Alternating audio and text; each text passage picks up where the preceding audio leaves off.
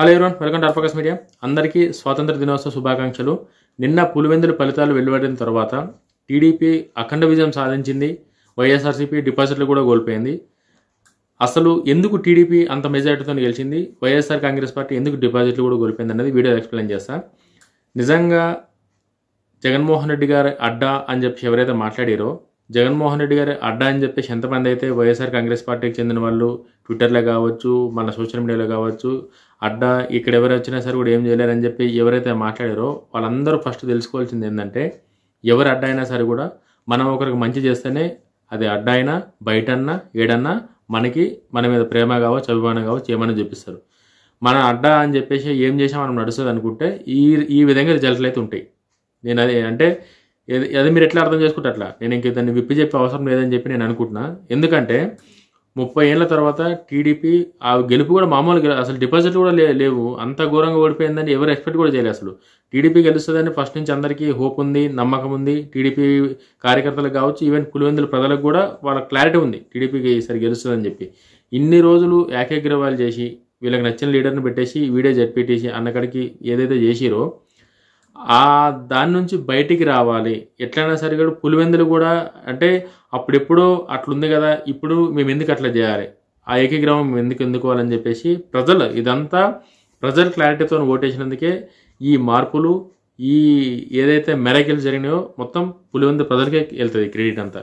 ఎట్లా అని చెప్పేసి అంటే ఎందుకు అంటున్నా ప్రజలకి అని చెప్పేసి అంటే, నారా చంద్రబాబు నాయుడు గారు వేరే రాజకీయ నాయకుల్లాగా వేరే రాజకీయ పార్టీలాగా రిగ్గింగ్ చేయడము, లేకపోతే ఎట్లైనా సరే నేను గెలవాలని చెప్పేసి అవతల వాళ్ళని నామినేషన్ వేయకుండా ఓన్లీ వీళ్ళకి నచ్చిన వాళ్ళని వాళ్ళని బెదిరించడమో అటువంటివి ఏం చేయలేదు చంద్రబాబు నాయుడు గారు.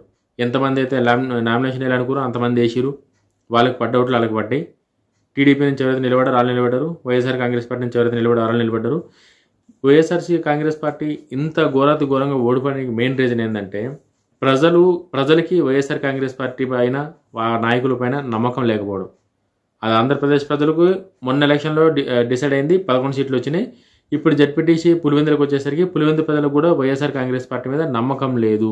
అది ఎందుకు అని చెప్పేసి అంటే, జగన్మోహన్ రెడ్డి గారు తల్లిని చెల్లిని ఎక్కడ కూడా కలుపుకపోకపోవడం, వాళ్ళు వేరు వీళ్ళు వేరు, షర్మిలమ్మ గారు బయటికి రావడం, కాంగ్రెస్ పార్టీలో చేరడం, ఇది ఒక మైనస్. అయితే అవినాష్ రెడ్డి గారు వివేకానంద గారి హత్య కేసులో అవినాష్ రెడ్డి గారు పాత్ర ఉందని చెప్పి ఆరోపణలు ఏవైతే ఉన్నాయో వీటి దేని మీద కూడా జగన్మోహన్ రెడ్డి గారికి క్లారిటీ ఇవ్వకపోవడం.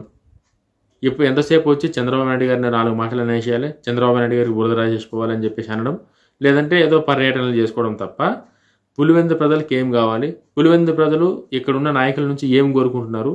ఎందుకంటే ఒకప్పుడు రాజకీయం వేరు, ఇప్పుడు రాజకీయం వేరు. ఒకప్పుడు పరిస్థితులు వేరు, ఇప్పుడు పరిస్థితులు వేరు. ఒకప్పుడు తిండి కోసం ఎవడు ఏ పని చెప్పినా సరే కూడా ఆ పని చేస్తుండే ఆ ఊర్లో ఉన్న ప్రజలు కావచ్చు, ఆ ఊర్లో ఉన్న ఎవరైతే కింద కులానికి చెందిన వాళ్ళు లేకపోతే తక్కువ కులానికి చెందిన వాళ్ళు పెద్దోళ్ళు వచ్చారే ఇలా చేయరంటే చేస్తుండే, అప్పుడున్న పరిస్థితులు అట్లా.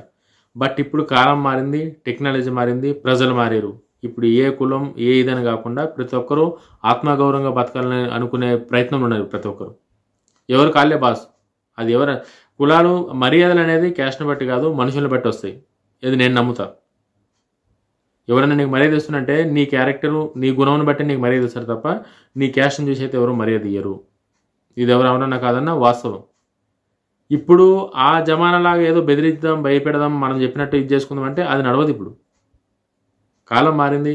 ఇప్పుడు ప్రతి ఒక్కరికి కుటుంబాలు ఉన్నాయి, కుటుంబాల కోసం కష్టపడాలి, పిల్లల్ని చదివించుకోవాలి, కుటుంబాలు బాగుండాలన్న మైండ్ సెట్తో ఉన్నారు.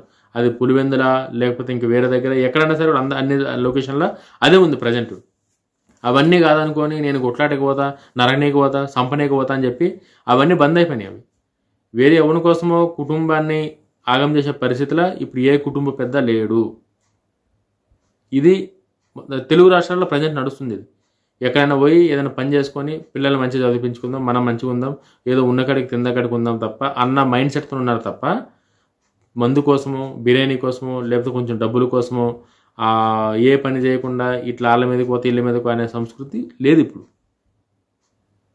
పులివెందు ప్రజలు కూడా ఇన్ని రోజులు ఏకగ్రీవంగా వాళ్ళకి అసలు ఓటేసే ఆప్షన్ లేదు కాబట్టి మేబీ ఇన్ని రోజులు వెళ్ళారేమో. ఒకవేళ వేసి ఉంటే ఈ గెలిపేదో ముందు వస్తుండేమని చెప్పి నేను అనుకుంటున్నాను. ఎందుకంటే ఇప్పుడు ఓడిపోవచ్చు, ఎలక్షన్లో గెలిపోవటంలో కామన్, బట్ డిపాజిట్లు రాకుండా ఓడిపోయాడింది.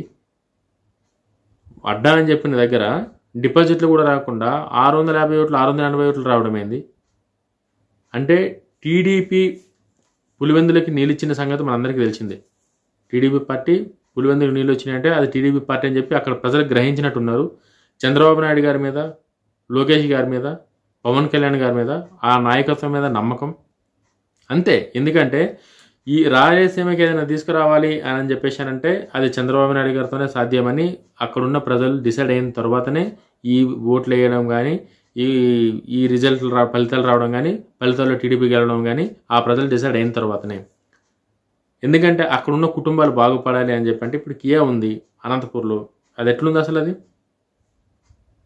అంతే. అంటే చంద్రబాబు నాయుడు గారికి ఆయన ఉన్న రాష్ట్రంలో ఉన్న వనరులను ఎట్లా వాడుకోవాలి, ఎట్లయితే ఆ వనరులను వాడుకోవాలన్న మైండ్ సెట్తోని ఇండస్ట్రీలు ఒకవైపు, ఐటీ ఒకవైపు, ఈ మోటార్ కంపెనీలు కావచ్చు, పెయింట్ కంపెనీలు కావచ్చు, టైర్ల కంపెనీలు కావచ్చు, మ్యానుఫ్యాక్చరింగ్ కావచ్చు, ఇవన్నీ ఒకవైపు. అంటే అక్కడున్న వనరులను బట్టి ఏది ఎక్కడ పెడితే బాగుంటుందన్న క్లారిటీ చంద్రబాబు నాయుడు గారికి ఉంది కాబట్టి అది ప్రజలు గ్రహించారు. కాబట్టి చంద్రబాబు నాయుడు లాంటి నాయకులు ఉన్నప్పుడు అతనికి సపోర్ట్ చేస్తేనే రేపు పొద్దున్న మా పిల్లల భవిష్యత్తులు బాగుంటాయి, మేము బాగుంటాం అన్న క్లారిటీ పులివెందుల ప్రజలకు వచ్చింది. కాబట్టి ఈరోజు ఆ మెజారిటీతో గెలిచారు టీడీపీ నాయకులు.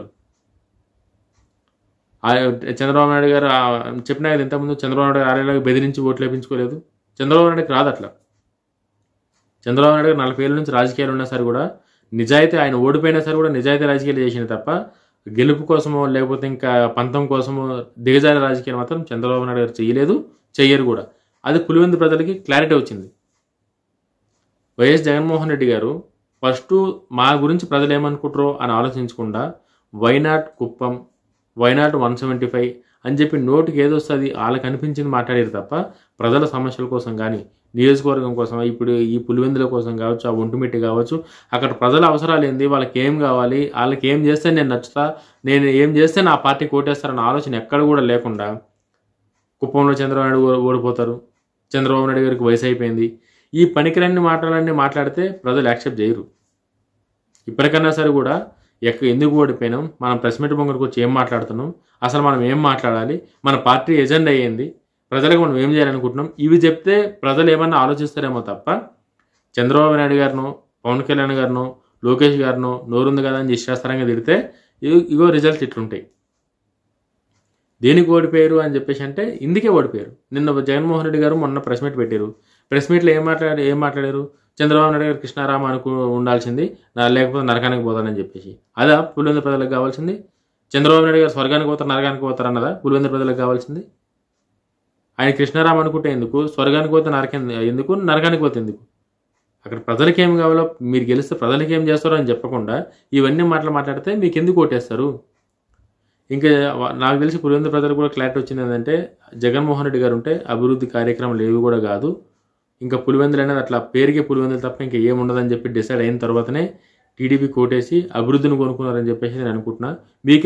మీకేమనిపించిందో కామెంట్ చేయండి. వీడియోగా నచ్చితే లైక్ చేయండి, షేర్ చేయండి, సపోర్ట్ చేయండి.